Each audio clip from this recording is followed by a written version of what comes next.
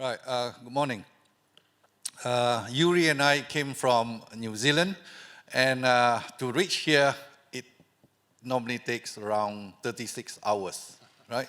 Around 25 hours inside the aeroplane, and the others are waiting for aeroplanes and so on. So along the way, we will experience certain services, certain products that we came across, food that we're going to eat, and so on. So we go through many different countries. And that is where I normally, when I lecture to students, I talk about international marketing and I talk about my experience. Okay, so I came up with this kind of thought-provoking type of title. Hopefully, you will start to ask yourself, do you know about geography? So if you do not know about geography, you'll probably become history. Okay, so I play around with words first. So I start off with some studies that I have done over the years, and then I try to sum it up towards the end and see how useful it is. That if you do not know geography, then you will be a huge problem for you, especially in today's world, where you're going to travel across the world to do business in China, do business in Dubai, to Brazil, to Argentina, to Paraguay, and so on. There are differences. Okay, so the differences can be in terms of, in my case, advertising execution techniques, business ethics and etiquettes, about strategies, about services, about gift givings, and so on. Okay, so let's look at here. Now, I did a study many years back. It looked at 5 countries across the world and look at the advertising techniques. For instance, I received reasons, I received products in terms of responses. And again, this study is different from those that you might have read in journals about American advertising techniques, for example. So I'm looking purely from the Asian point of view. So I found that there are extra, like for example, different type of appeals that the Asian consumers wanted. When you talk about Asian consumers, you talk about India, you talk about China, you talk about Indonesia, you talk about Thailand. Now, I mentioned all these countries. Do you know where they are? Okay. Do you know what sort of language do they speak? Do you know what sort of religion that they practice? Okay. So like Thailand is very much about Buddhism, like India is very much about Hinduism, like Indonesia is very much about Islam, right? Hong Kong is very much about in between, atheism. China, there's no religion. So all this will influence what techniques you're going to use in advertising. Okay? So these are the studies that I've done, the responses I've collected, and you can see that there are 7 different types of appeals. You'll find that entertaining is probably right across. You can see all these cities. They are very, very competitive, very cosmopolitan, and they work long hours. So if you work long hours, when you get back home, all you wanted is to relax, put your feet up and watch entertaining advertisements. Other than that, you will find that if I zoom it down to the top 3, for example, in terms of techniques, you'll find Hong Kong, for example, very far up about entertaining. When I first started to work in Hong Kong in 1990 to 93, peak hours is around 5 p.m. because there are a lot of people who get pushed into the underground train. 10 years later, peak hours is around 7 o'clock. And now it's probably, are you prepared to work overtime? Okay, so what they want is relaxation. And then you find that in terms of here will be ad likability. You'll find, if I compare Hong Kong and Thailand, for example, Hong Kong is more about unique creativeness, whereas Thailand more about warmth, about showing showing your love to your parents, okay? Showing your love to your children. What they don't like about advertisement is, again, Going back to Hong Kong 10, 20, 30 years ago, Hong Kong is a gateway to China. Every companies across the world would like to show their advertisements to the Hong Kong people, get their feedback before they introduce it to other countries like Thailand, Singapore, Australia, New Zealand, and so on. Okay, so it is, they do not like to watch boring ads. Obviously, most of you wouldn't want to watch that too. In Thailand, they don't like exaggerated advertisements. It's like after drinking these Red Bulls, for example, you'll be able to fly much faster than a plane, or you can able to run as fast, much faster than leopard. Okay, so they're not interested in those sort of advertisement. Now, again, you see another form of advertisement. You find that there are two same ads, but they're different. Which one is more applicable to Arabic countries? You know what? Okay, you can see the cover up, right? So these ads will appear in the Arabic countries because you're not allowed to review certain parts of your body, okay? Whereas in Western society, Australia, New Zealand, I got this from Australia, okay? So you can see Australia and New Zealand, probably you were allowed to have such depiction of women. And similarly, you'll find this, okay? So again, you'll find this part here, this part cover up. Again, these are cartoons shown in Saudi Arabia, in Middle Eastern countries. Now, another study that I did a lot was controversial advertising, right? When you talk about controversial products like alcohol, cigarettes, condoms, and pills, and so on. So where can you, that you're allowed to advertise? So let's look at China. Okay. You're allowed to advertise in China because the Chinese people think that drinking is socialization. Drinking is to build relationship. Kids as young as 10, 15 years old are allowed to drink. Okay? But when you come to controversial products here, pills and so on, you'll find that these are more implicit. Okay? It is more of indirectness, implicit, and non-verbal expression. So you do not want to advertise it.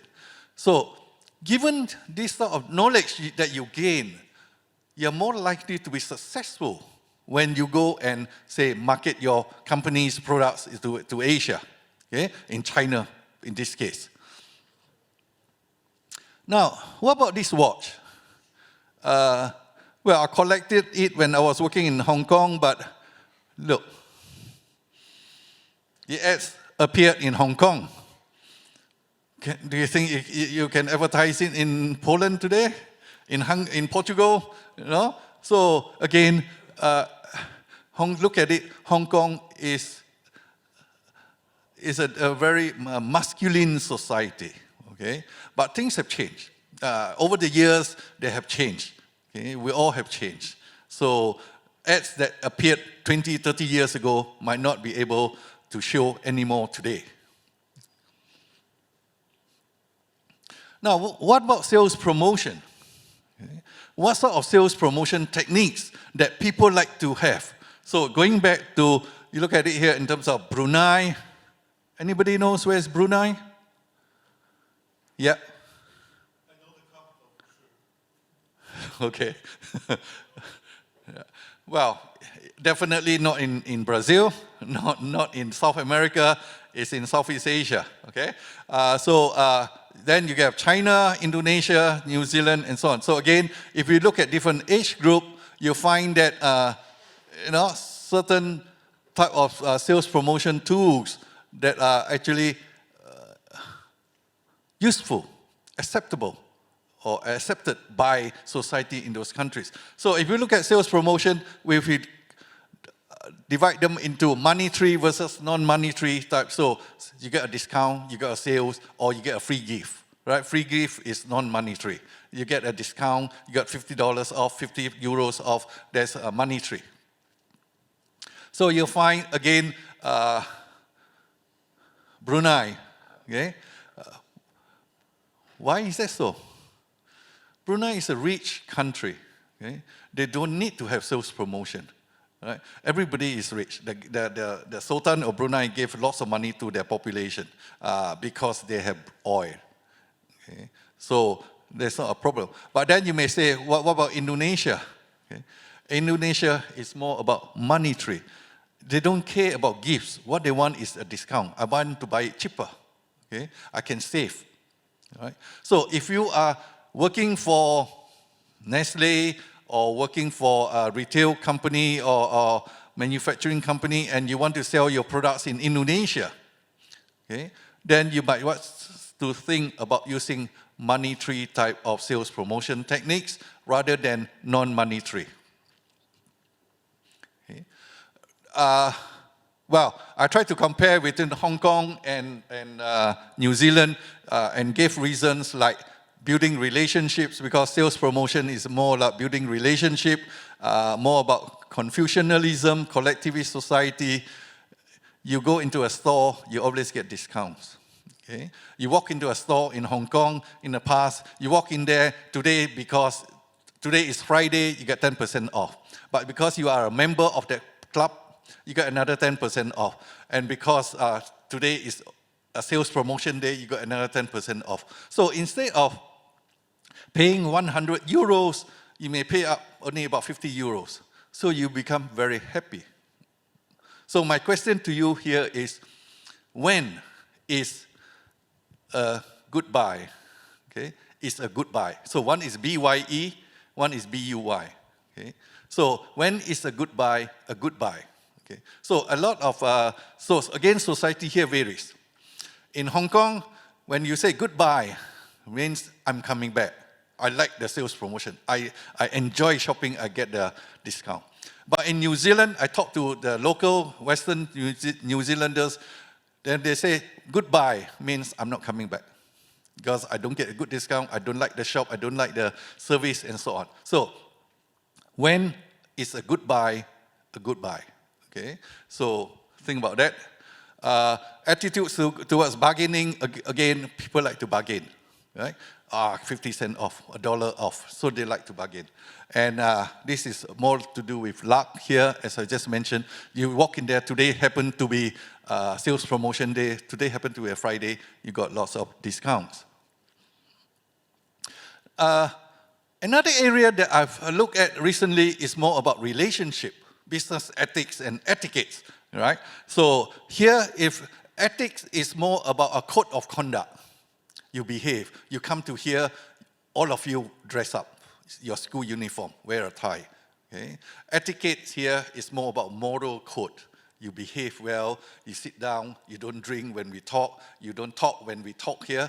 Okay, so it's a kind of moral code here. So you find that if I look at across total Asia, ASEAN countries, South Asia, and so on, across, there's a lot of variation. Okay? So if I narrow it down, you'll find that in Middle Eastern countries, where social status is very important. So the moment you raise the social status etiquette here, you realize that your other things will fall, like business integrity, business fairness, and therefore your relationship, your sales performance fall. Your relationship performance fall because your business partners are not really interested in social status. What they want is integrity, what they want is fairness. Okay?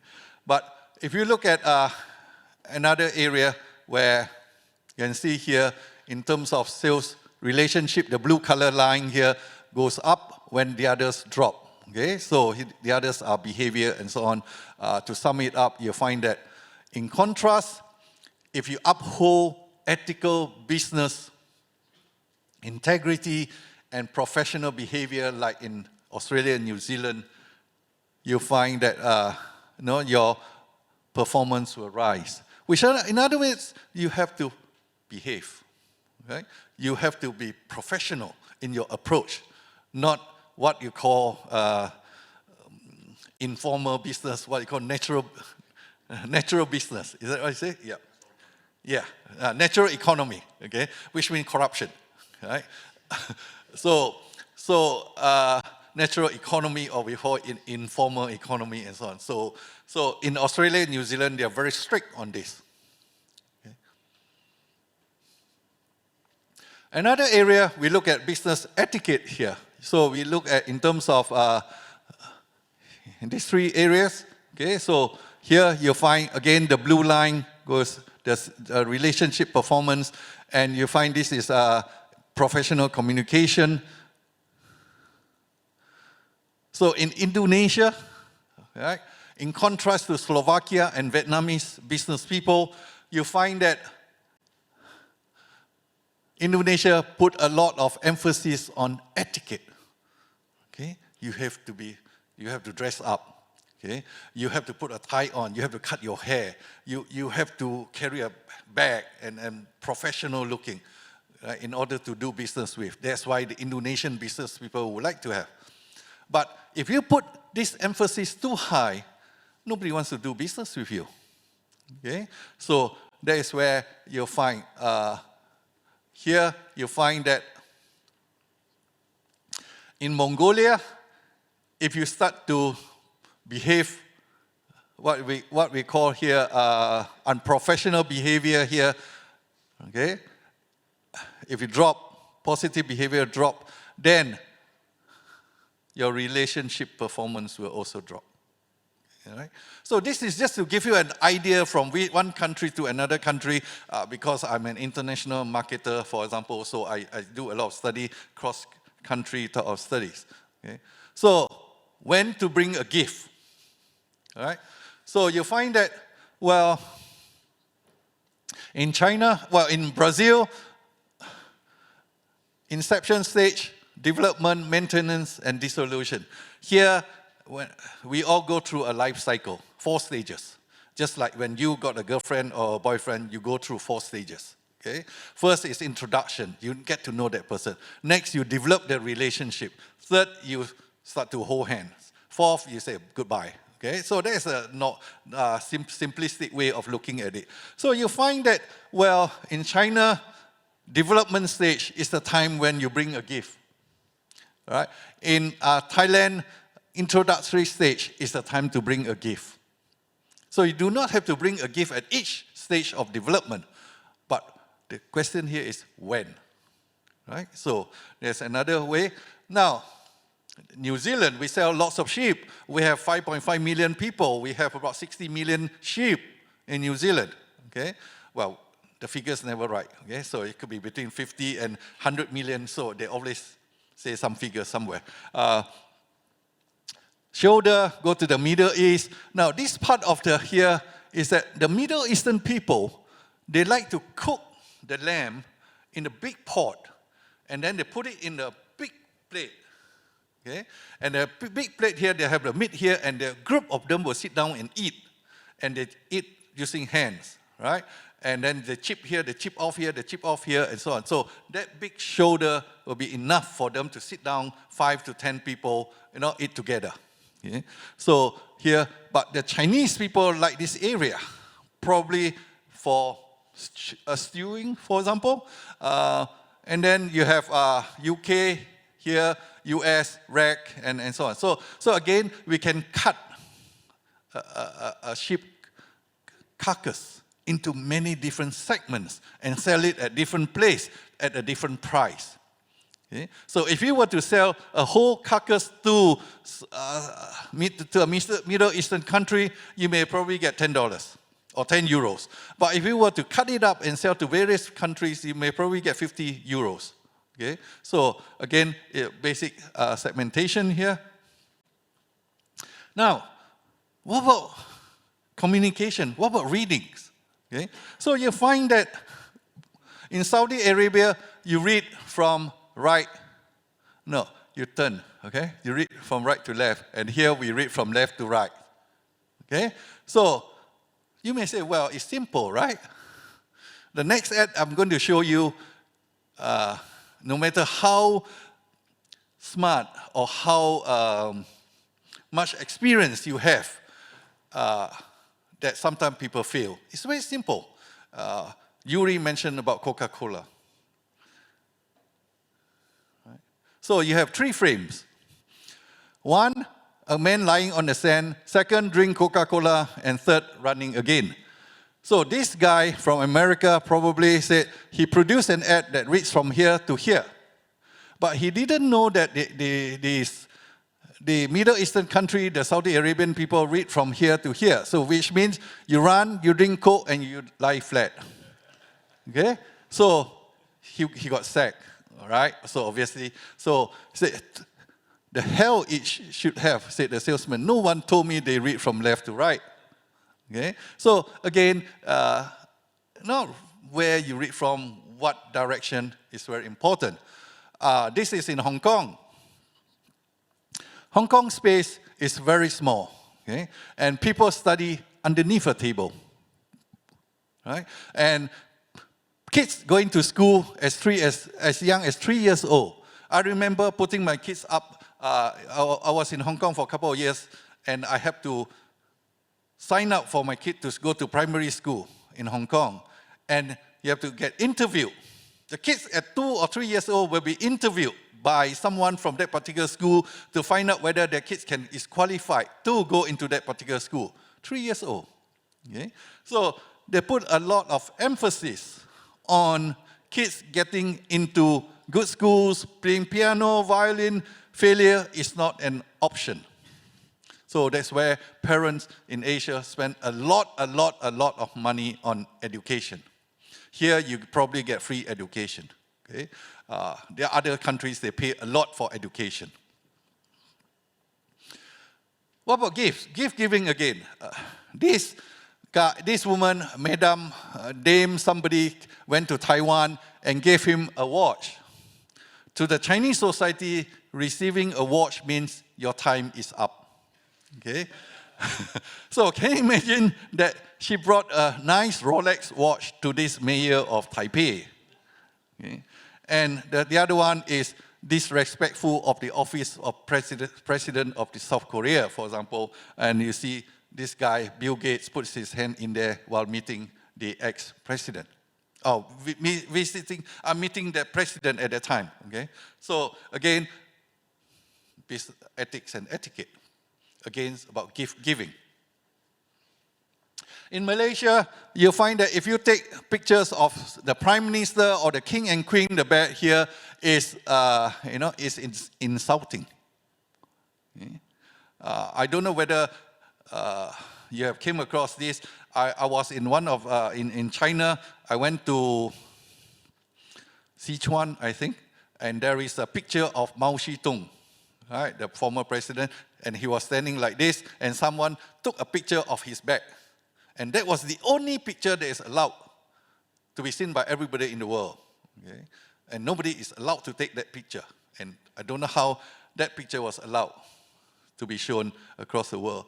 And again, in Burma, Myanmar, 2 New Zealanders, using Buddhist head to advertise in their pub advertisements. Okay, so again, they were caught and they were sentenced to at least 6 months jail. Okay, so again, it's about using statues and so on. So I want to sum up what I've just mentioned here, is that, of course, we have distance. Okay? So we do not know the other culture. We do not know what's the other traditions, what you can say, what you cannot say, what you can give, what you cannot give, what you can sell, what you cannot sell, what sort of sales promotion techniques to use, and so on, advertising appeals, everything. So there are cultural differences. Now, in order to narrow the cultural differences between what you know and what you don't know to what you actually know and much closer, is like a pair of chopsticks. Okay? So a pair of chopsticks is like this. If you get it narrow, then you are able to pick up food. Okay? So no matter how good you hold the chopsticks, if you can narrow it, you can pick up food. Like another thing here, right? You can also put rice into your mouth, right? And chopstick, I would call it international localized. Well, you cross different boundaries, but you tend to look at the local culture. You must understand the local culture. Okay? So when I come here, I walk around, I want to understand the local culture. What do you like to do? What do you like to drink? Do you talk or not? And so on. Okay? So if you do not know how to use chopsticks, this is what will happen. Right? A lot of wastage. Remember, your budget for marketing is maybe $1 million, 1 million euros. 50% will be disappeared, will be gone because you don't know which. But the question here is you don't know which 50% is useful. So if you start to use this, you'll find that, well, this is like your marketing budget, right? Advertising budget here. The more you scoop it onto the floor, that means you less to get to drink, to eat. Okay? So if you can use a chopstick well, you can see this woman holds it very well. And it is not something where you just take a fork and a spoon and turn it around and use it as a chopstick. It's like lips saying, okay? So here you basically say you need to have deep appreciation of the culture, of the society, of the country that you are going to do business with. Okay? Understand them. And if you can do that, then you are able to participate, appreciate lunch, dinner with your colleagues. So that was me with my staff members at that time. We took them out and just to take that picture, okay? Just to show it to you today. So here, you have to love, you have to befriend, you have to appreciate. And lastly, it will not happen overnight. It will happen. Okay? So to sum it up, a very thought-provoking title is that, do you know geography? Okay? If you know geography, you're more likely to succeed. If you do not know geography, you're more likely to become history. Okay? So I play the words with geography and history. Right? So I hope after this 30 minutes of presentation, it gives you some ideas about the importance of marketing, international marketing. What Yuri has mentioned about marketing is domestic marketing. What I'm talking to you about, same marketing techniques, marketing objectives, techniques, and approaches, research, go to an international market. Okay?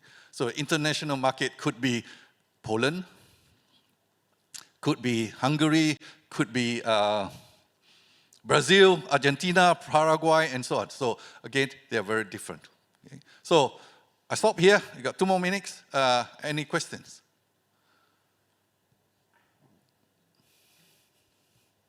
Yes.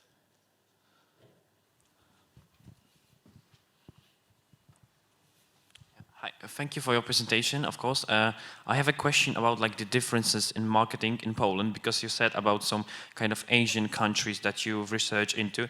Have you noticed some differences between, let's say, either China or New Zealand that are very apparent between in Poland and New Zealand? What are the consumers' preferences and what they prefer in comparison to New Zealand's consumers?